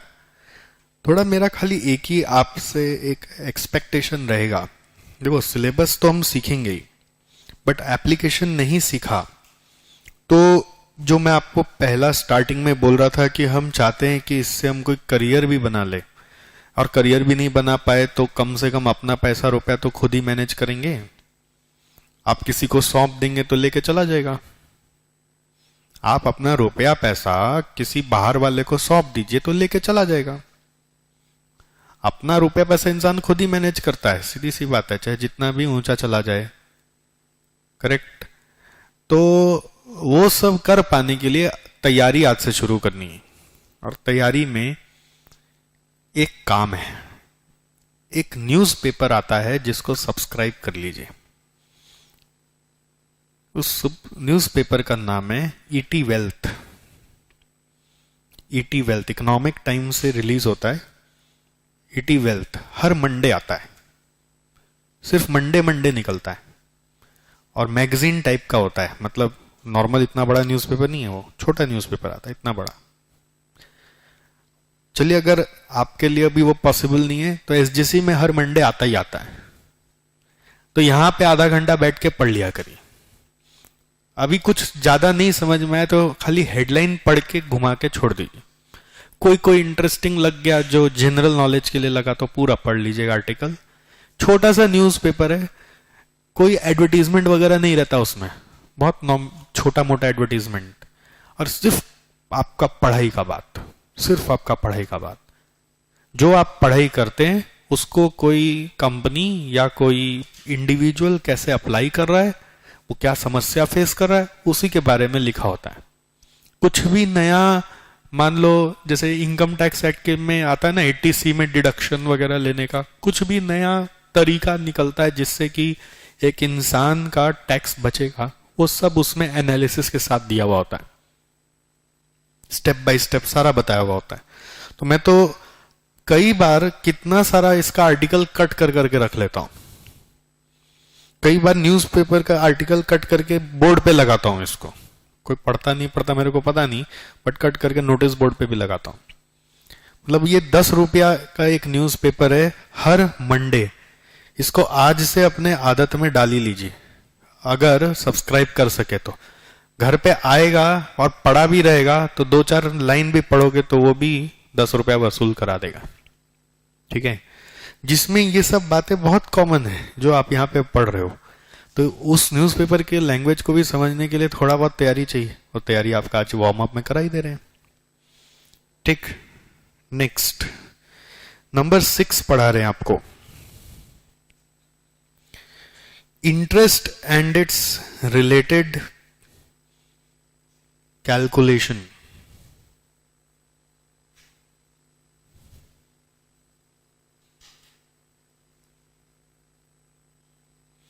Interest and its related calculations. Now point here is what is interest? Sir ये क्या सवाल है? हाँ बहुत बेसिक सवाल है, आप बताइए तो सही। इंटरेस्ट क्या है? हाँ, व्हाट इज इंटरेस्ट? फाइनेंस में इंटरेस्ट एक जनरल शब्द भी है। I am interested, I am not interested, my interest is this, my interest is that, वो सब नहीं। पसंद का बात नहीं हो रहा। इंटरेस्ट माने पसंद भी होता है ना, बट फाइनेंस वर्ल्ड में इंटरेस्ट मतलब, अरे बोलिए कुछ तो बोलिए। हाँ ये बोल सकते हैं, extra charge to use the finance belonging to someone else. अब इसमें क्या डेफिनेशन आता है मेरे पास इन जनरल? बोलते सर ब्याज। इंटरेस्ट माने अपने बोलते हैं ब्याज। अब ब्याज वर्ड जब यूज करते हैं ना तो वो फिर कनेक्ट होता है लोन से। तो लोन पे ब्याज जो देते हैं उसको इंटरेस्ट बोलते हैं, वो तो ठीक है, बट ये इसका रेस्ट्रिक्टेड इंटरप्रिटेशन हो गया। मेरा कहना है कि अगर मैं किसी, जैसे आप लोगों को एसजेसी का शेयर होल्डर बनाया तो आप लोगों से रुपया लिया, तो आप लोगों को मैं कुछ एक्स्ट्रा दे रहा हूं कि नहीं दे रहा हूं? हो सकता है सालाना डिविडेंड दे रहा हूं। आप शेयर होल्डर आज हो, आप स्टॉक एक्सचेंज में शेयर को बेच के चल जाओगे, कोई और खरीदेगा, तो मुझे डिविडेंड तो देना है। तो dividend is the extra charge that I am bearing for the money that you give me. So any extra charge paid for using fund of any external people is called as interest. Clear है? Interest is an extra charge incurred to use the fund. An extra charge incurred to use the fund. Sir आपके उस example में आप भी तो 70 lakh share रख रखे हैं अपने और अपने परिवारों में, तो आप अपने आप को भी चार्ज दोगे क्या? हाँ देंगे, क्यों?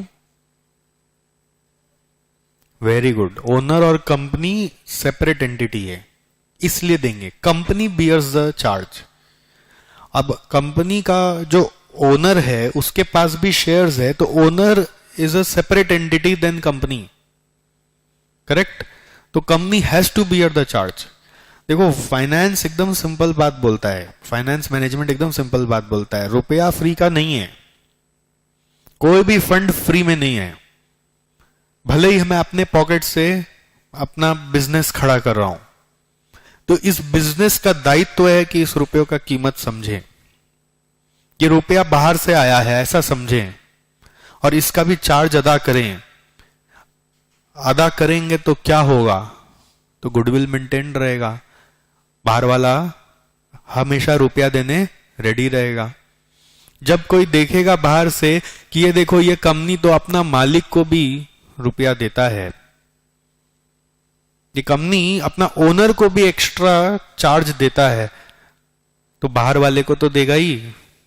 तो जल्दी रिलेशन जुड़ता है, बाहर में बढ़ता है, करेक्ट?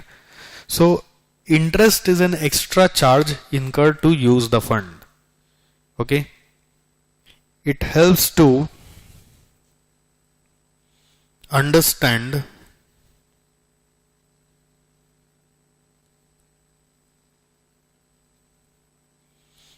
द इंपॉर्टेंस और वैल्यू ऑफ फंड अवेलेबल। इसी से ही समझ में आता है कि रुपया जो हमारे पास है, फंड जो है, उसका इंपॉर्टेंस क्या है, उसको हम किस काम में लगाएं, किस काम में ना लगाएं। इसी से ही तो हम फैसला लेते हैं कि किस काम में हम इसको लगाएं, किस काम में हम इसको ना लगाएं। क्योंकि अगर कोई रुपया का एक्स्ट्रा चार्ज मान लो 10% है, तो हम ऐसा जगह यूज कर सकते हैं क्या जहां पे रिटर्न 8% है? नहीं। अगर यही आपको पता नहीं हो कि आपका रुपया के पीछे एक्स्ट्रा चार्ज क्या है, तो आप तो 8% वाला में भी डाल दोगे, 6% वाला में भी डाल दोगे। रुपया का कीमत आपको मालूम नहीं है तो आप कुछ भी करोगे उससे, आपको लगेगा मेरा तो एक्स्ट्रा आ ही रहा है। It is helping you to take prudent decisions regarding your money, correct. अब इसमें यह नहीं सोचना है कि जब रुपया बाहर से किसी और से लाते तभी एक्स्ट्रा चार्ज होता है, अपना रुपया में भी एक्स्ट्रा चार्ज होता है। कैसे होता है? मैं अपना रुपया को कहीं किसी और के यहां लगा देता तो मुझे कुछ मिलता कि नहीं मिलता? तो वो तो नुकसान हो रहा है ना, तो वो भी एक इंटरेस्ट का पार्ट है, एक्स्ट्रा चार्ज है वो। इंटरेस्ट से ही पूरा फाइनेंशियल सिस्टम चल रहा है, इंटरेस्ट से ही पूरा का पूरा फाइनेंशियल सिस्टम चल रहा है। किसी का रुपया किसी और को दे दिया जाता है। एक इंटरेस्टिंग आपको स्टोरी बताते हैं। जब मैं पहली बार बैंक ऑडिट करने गया, मैं सीए का जब आर्टिकल था तब मेरे को मौका ही नहीं मिला किसी भी तरह से बैंक ऑडिट करने का। मतलब जनरली हर सीए को आर्टिकलशिप में बैंक ऑडिट का मौका मिलता है, बट मेरे केस में हमको नहीं मिला क्योंकि मेरा फर्म में बैंक ऑडिट नहीं था, वो लोग लेते नहीं थे बैंक ऑडिट। तो सीए बनने के बाद मेरे एक डिक्शनरी में रह गया था कि बैंक ऑडिट कैसा होता है, कभी देखा ही नहीं। तो एक दिन जब मैं पार्टनर बन गया था एक फर्म में, तो उधर फिर उस फर्म में जब बैंक ऑडिट आया तो मैं एक बार गया विजिट करने। कलकत्ता में कस्बा करके एक जगह है जहां पे आपका इंस्टीट्यूट का सी इंस्टीट्यूट का एक ब्रांच भी खुला हुआ है उस लोकेलिटी में। वहां पे एक बैंक था, यूनाइटेड बैंक नाम था शायद, हाँ यूनाइटेड बैंक ऑफ इंडिया। उसका जब ऑडिट कर रहे हैं, उसका सेविंग्स अकाउंट का टोटल अमाउंट दिखा रहा है कि उसका बैलेंस शीट में जितना अकाउंट खोला हुआ है सेविंग्स अकाउंट, उसका टोटल अमाउंट करीब 400 करोड़ रुपया था। और ब्रांच एकदम छोटा सा, समझिए ना क्लासरूम जितना बड़ा ब्रांच होगा, उसी में बहुत सारे डिपार्टमेंट्स बने हुए। क्लासरूम से भी छोटा ही समझ लीजिए, बड़ा नहीं होगा। 400 करोड़ रुपया अगर हम देखें तो उस बैंक में कहीं था ही नहीं। मतलब उस दिन मेरे को बहुत स्ट्रांग रियलाइजेशन हुआ। लोग अपना पासबुक में लिखा रखे होंगे मेरे पास 1 करोड़ रुपया है, मेरे पास 10 लाख रुपया है, मेरे पास 50 लाख रुपया है, बट पॉइंट ये है कि ब्रांच में वो रुपया है ही नहीं। बैलेंस शीट में खाली दिखा रहा है 400 करोड़। तो आप एज ए डिपॉजिटर अगर आप सोचें कि मेरा रुपया 1 करोड़ रुपया हिफाजत से उस बैंक का ब्रांच में पड़ा हुआ है, तो ब्रांच में जाके देखो तो 1 करोड़ है ही नहीं। आप सोच रहे 25 लाख रुपया मेरा जिंदगी का पूंजी है, इस बैंक में मैं जमा किया हूं, ब्रांच में जाके देखो तो 25 लाख है ही नहीं। वहां पे टोटल फंड 30-40 लाख से ज्यादा कभी रहता ही नहीं है। तो मैं पूछा रुपया कहां गया? बोले वो तो हेड ऑफिस ले लिया। हेड ऑफिस क्या करता है? तो वो फिर ओवरऑल पूल करके फिर लोन के लिए अलग अलग जगह बांट देता है। मतलब सोचो, आप एक भरोसे पे बैंक में जमा करते हो, बैंक उस भरोसे का कैसे फायदा उठाता है? वो रुपया को इकट्ठा करके पूल करके किसी और को दे देता है। बैंक उससे कुछ कमा रहा है, ठीक, मतलब उससे इंटरेस्ट कमा रहा है, उससे अपना खर्चा निकाल रहा है, फिर आपको आपका बैंक अकाउंट में इंटरेस्ट डाल दे रहा है।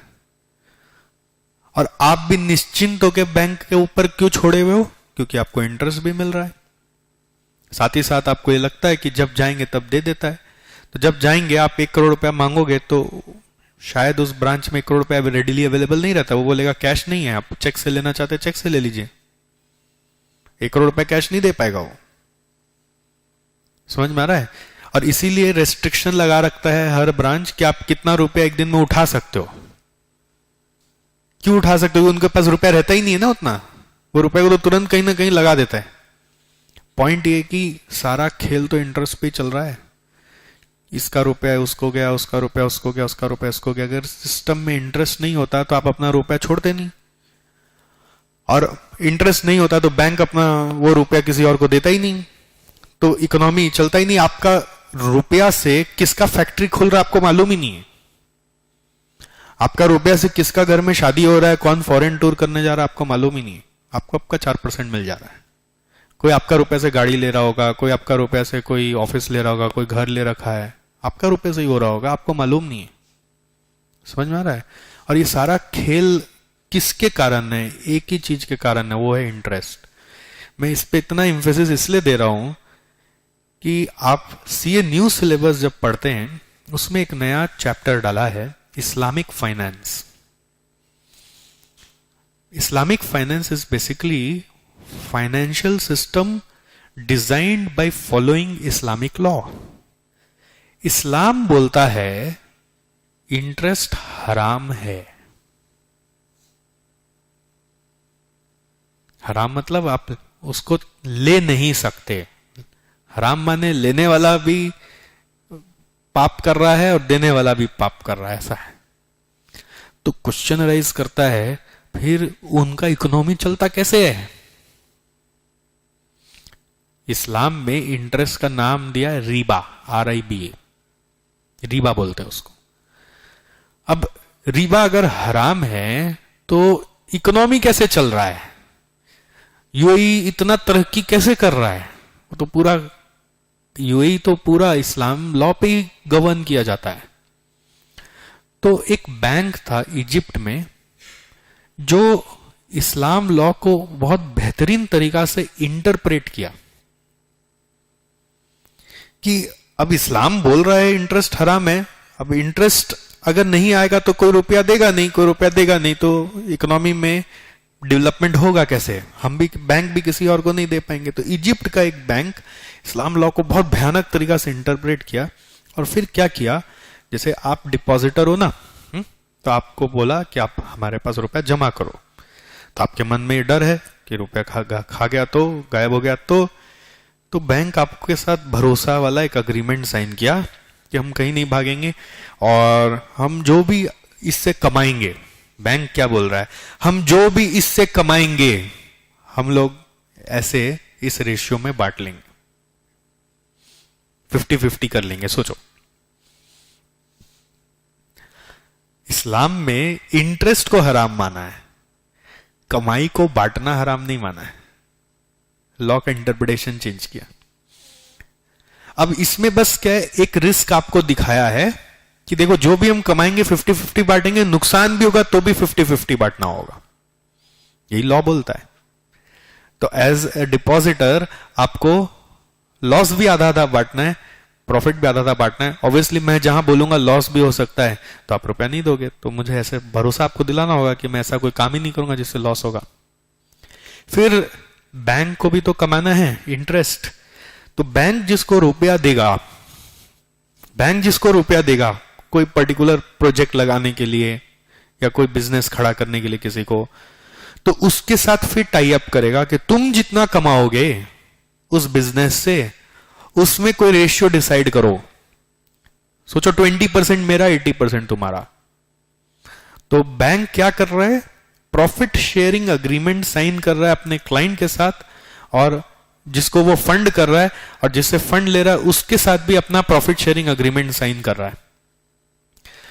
तो इंटरेस्ट ही है वो इन डिस्गाइज, बस लॉ के एंगल से उसको री इंटरप्रेट कर लिया और बोला कि नहीं नहीं, हम तो इंटरेस्ट नहीं मांग रहा है, हम तो प्रॉफिट शेयरिंग पे चला रहा है।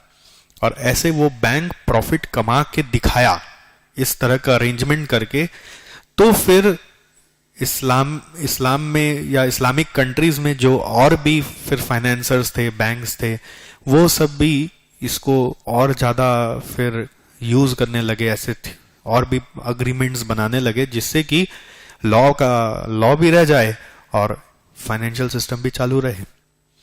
अब ये इसलिए पढ़ाया जा रहा है क्योंकि आप लोग को इस सिलेबस में क्यों पढ़ाया जा रहा है, क्योंकि अभी Dubai is the most emerging economy in terms of financial development in entire, you can say, Asian continent, most emerging।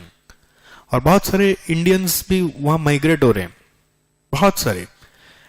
मेरे परिचय में, जबकि मैं मानता हूं कि मेरा तो कोई नेटवर्क ही नहीं है, मेरे परिवार से ही 3-4 लोग चले गए दुबई में। क्यों? क्योंकि वहां पे स्कोप बहुत ज्यादा है। अब वहां पे जाना है तो वहां का कानून चल से सब चीज चलेगा, तो उसका भी हल्का फुल्का नॉलेज आपको आपके पढ़ाई में दे दिया जा रहा है कि बिना इंटरेस्ट के कैसे फाइनेंशियल सिस्टम चल रहा होगा। ठीक है, तो this is what is interest. Second point आ रहा है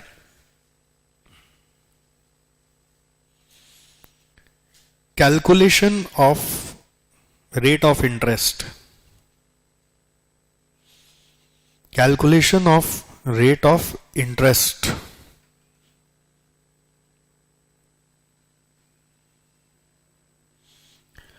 calculation of rate of interest,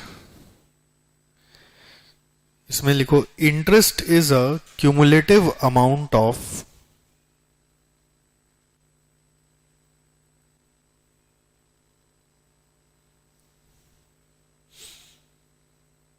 cumulative amount of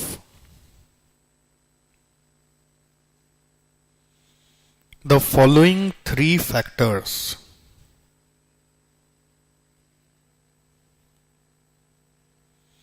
तीन फैक्टर बना रहे हैं।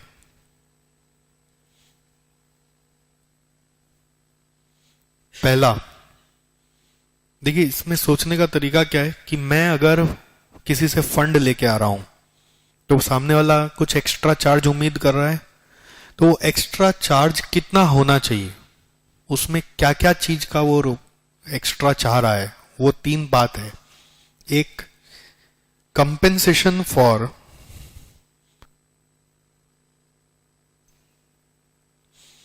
सैक्रिफाइस ऑफ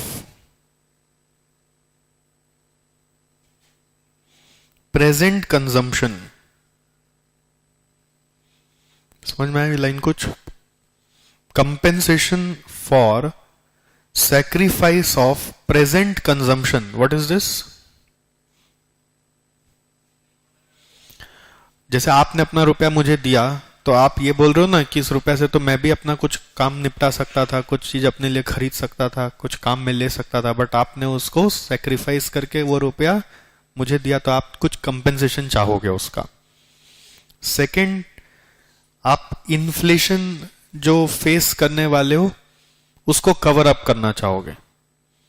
जैसे आज आपका 100 रुपया, ठीक, 1 साल तक आप मुझे दे दीजिए, मैं बदले में 102 रुपये आपको दे देता हूं 1 साल के बाद। क्या मतलब हुआ?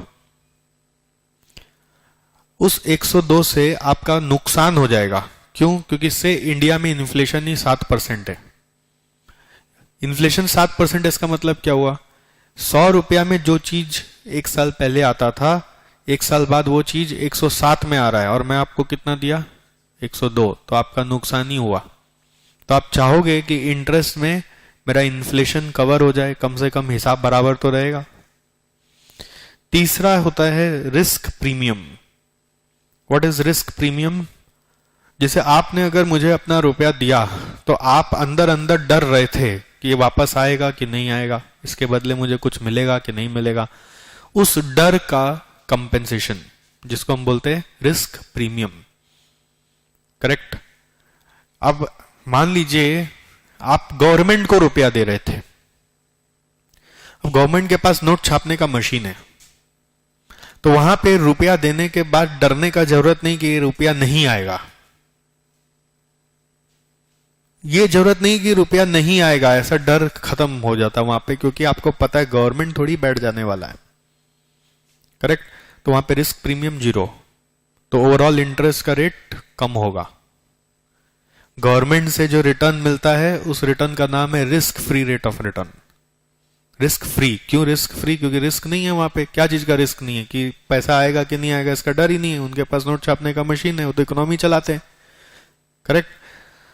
लेकिन अगर आप नॉन गवर्नमेंट एंटिटीज को फंड कर रहे हो तो आपको एक लगेगा रिस्क है भैया, रुपया डूब गया तो उस तो को कंपेंसेट करने के लिए एक प्रीमियम आपको दे दिया जाए, तो आपको लगता है चलो कोई बात नहीं है, दे देंगे। थोड़ा डर, हम भी रिस्क लेते हैं तो कमाई भी होगी, शायद भरोसा करके देखते हैं।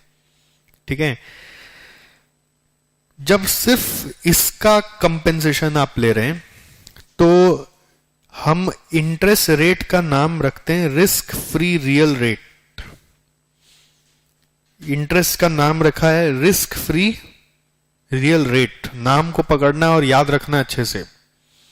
Risk free real rate. देखो रिस्क फ्री माने रिस्क नहीं है इसमें, नो रिस्क, मतलब रिस्क प्रीमियम इंक्लूड नहीं किया। और रियल वर्ड का मतलब है इन्फ्लेशन भी एडजस्ट नहीं किया। जब इसके साथ मैं इन्फ्लेशन को एडजस्ट कर दे रहा हूं तो इसका नाम हो जाता है risk free nominal rate. Real से वर्ड नॉमिनल हो गया, इसका मतलब क्या हुआ कि इन्फ्लेशन एडजस्ट हो गया। और जब रिस्क फ्री नॉमिनल में रिस्क प्रीमियम को एडजस्ट कर दे रहा हूं तो इसका नाम हो गया risk adjusted nominal rate. Risk adjusted nominal rate, इसका नाम हो गया रिस्क एडजस्टेड नॉमिनल रेट, जिसको इन शॉर्ट हम लोग नॉमिनल इंटरेस्ट रेट भी बुलाते हैं, या इन जनरल जो इंटरेस्ट रेट होता है वो यही होता है। रिस्क एडजस्टेड नॉमिनल रेट ही इंटरेस्ट रेट कहलाता है। ध्यान रहेगा तीनों नाम। Risk free real, inflation adjust किया तो रिस्क फ्री नॉमिनल, और रिस्क एडजस्ट कर दिया तो रिस्क एडजस्टेड नॉमिनल। अच्छा, एक क्वेश्चन पूछेंगे, सोच के बताना आंसर। क्वेश्चन पूछने जा रहे हैं, ध्यान से सुनना। हम बोल रहे हैं risk adjusted real rate find करो। रिस्क एडजस्टेड रियल रेट, तो उसमें क्या क्या आएगा? रिस्क एडजस्टेड रियल रेट क्या क्या आएगा? पहला वाला और लास्ट वाला। रियल लिखा तो इन्फ्लेशन नहीं आ रहा है, ठीक है। नाउ अब आप सोच रहे इस तीनों को जोड़ के इंटरेस्ट रेट निकलेगा क्या? तो कैलकुलेशन करने का दो अप्रोच है, two approaches to calculate interest rate.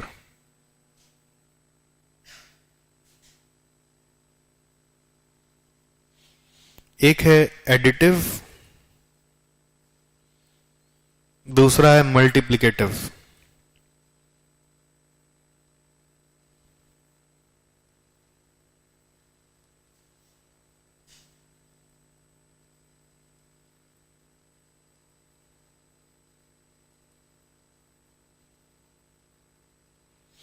एक एडिटिव, दूसरा है मल्टीप्लिकेटिव।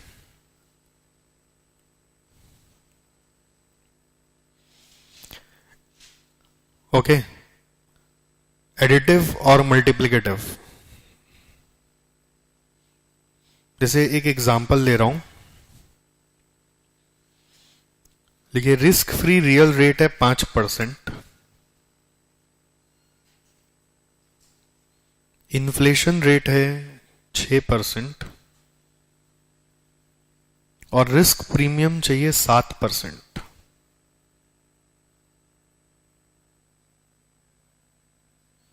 ठीक है, लिखिए। पहला सवाल है रिस्क एडजस्टेड नॉमिनल रेट निकालो, एडिटिव से भी मल्टीप्लिकेटिव से भी।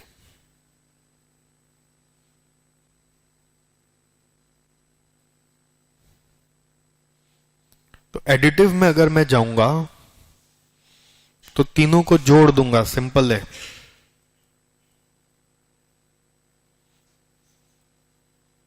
और 18% हो गया।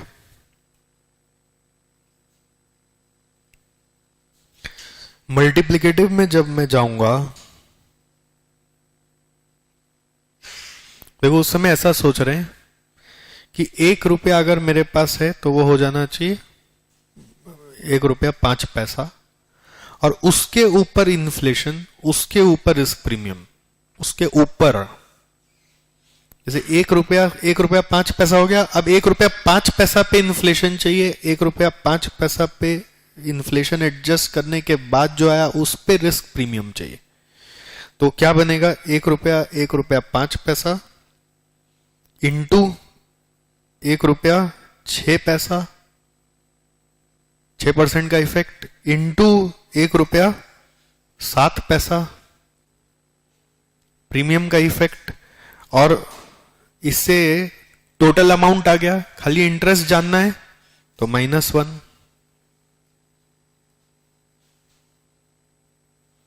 देखिए कितना आ रहा है, परसेंट में ले जाइए।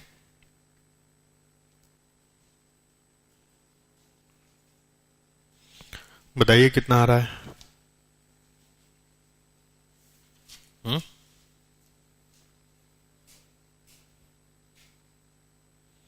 कितना, 19.09, 0.1909 आ रहा होगा। एक और आप फाइंड करो, रिस्क एडजस्टेड रियल रेट कैसे फाइंड करोगे, दोनों से।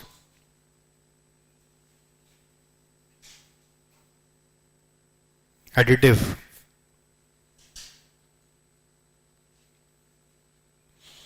बताइए।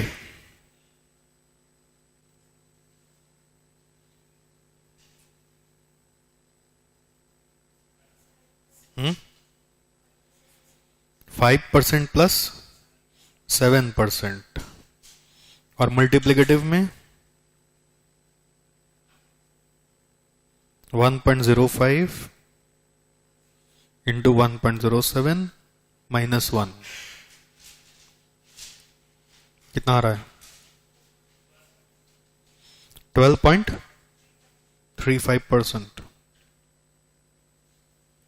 समझ में आया आपको? चलिए आप एक छोटा सा ब्रेक लीजिए, फिर हम लोग आगे पढ़ेंगे।